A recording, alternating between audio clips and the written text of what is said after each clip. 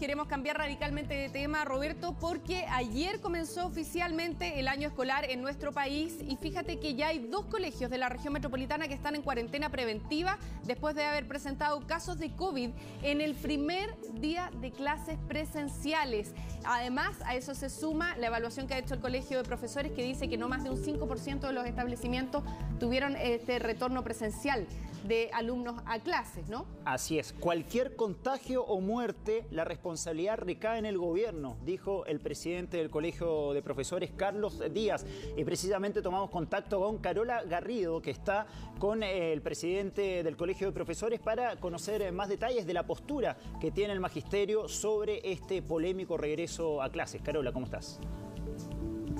¿Qué tal? ¿Cómo están ambos? Muy buenos días. Tú lo decías, estamos con el presidente del Colegio de Profesores, quien asumió hace poquito, el 11 de enero, pero ya está con bastante trabajo producto de la pandemia y de este retorno a clases que ustedes mismos han considerado, Carlos, que no es apropiado dada la situación que estamos viviendo. Carlos Díaz, presidente del Colegio de Profesores, buenos días. Buenos días, un gusto de saludarla. Sí, efectivamente, consideramos que de verdad no es apropiado, dadas las condiciones de pandemia en las cuales estamos. Nosotros hemos venido señalando desde hace mucho tiempo, se lo hemos manifestado al Ejecutivo, también al Ministerio de Educación, que no están las condiciones para volver a clases presenciales que garanticen efectivamente que no va a haber contagios en nuestras comunidades escolares. Esa es nuestra gran preocupación y por eso que el día de ayer que hemos sido informados de que ya hay 4 casos de COVID en estos colegios que intentaron abrir el día de ayer, nos preocupa de sobremanera. ¿Qué va a ocurrir posteriormente? Colegios particulares subvencionados, uno particular, y eso nos parece a nosotros del todo grave, porque indudablemente que creemos que debemos de proteger por sobre todo a nuestros estudiantes, a nuestros niños, a nuestros jóvenes, a las comunidades educativas en general. Y sin embargo, con esta medida lamentablemente se propicia la posibilidad de contagios en condiciones en que además vemos una pandemia que está absolutamente desatada en Chile. Las cifras que da el propio Ministerio de Salud así lo reflejan y eso es lo que mayormente nos preocupa.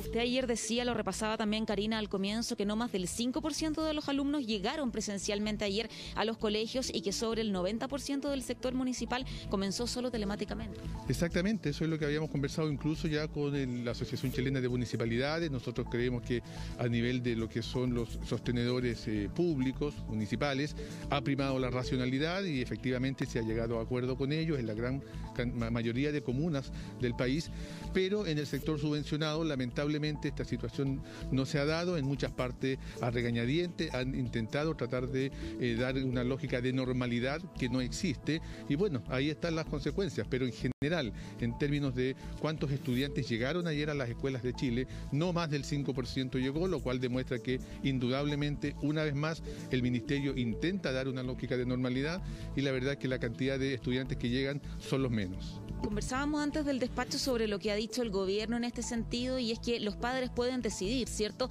si envían o no a los niños al colegio. Sin embargo, ¿usted no ve de buena manera esa recomendación? No, desde nuestra perspectiva esa es una tremenda irresponsabilidad del gobierno. Uno esperaría de parte de un gobierno que protegiera a la comunidad, que protegiera, ¿cierto?, a la ciudadanía y frente a la realidad que hoy día tenemos de pandemia, que hubiera por parte de esta autoridad, obviamente, políticas que vayan en esa lógica, en la protección.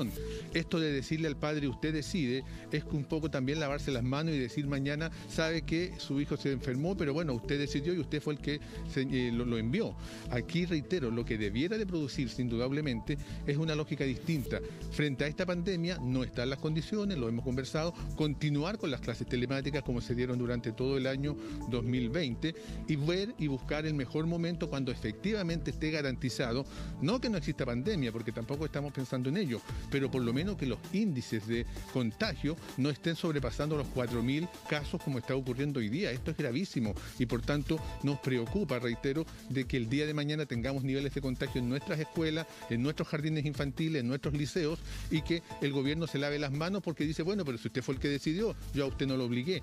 Ese no es el mejor camino. El mejor camino es conversar, es dialogar, es ponernos de acuerdo, es protegernos entre todas y todos y por sobre todo buscar el momento en que la pandemia efectivamente vaya a la baja y no hoy día que el propio ministro de Salud del mismo gobierno que nos manda a la escuela todos los días está diciendo que hay que cuidarse porque esto va a la alza y las próximas semanas esto será peor.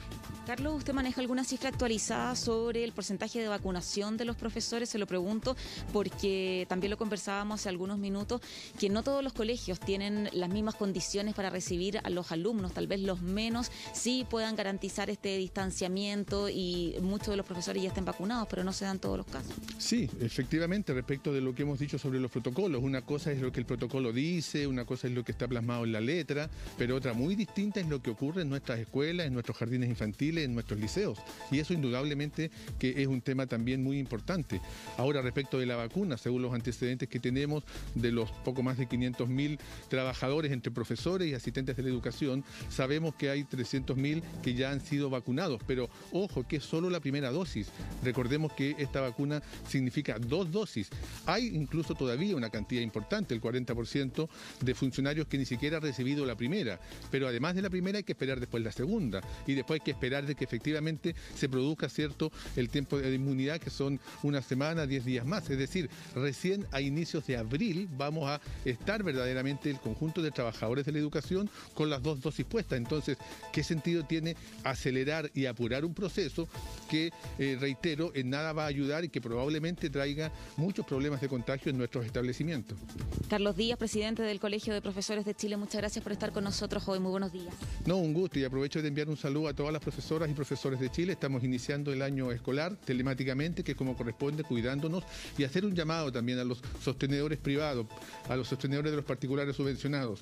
Creemos que la vida y la salud es lo fundamental, y también debieran de los sostenedores de los colegios particulares subvencionados considerarlo.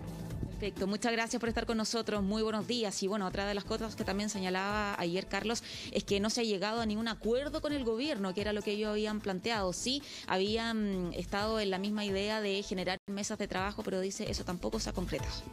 Así es, se viene intensa la pugna entre el gobierno y el Colegio de Profesores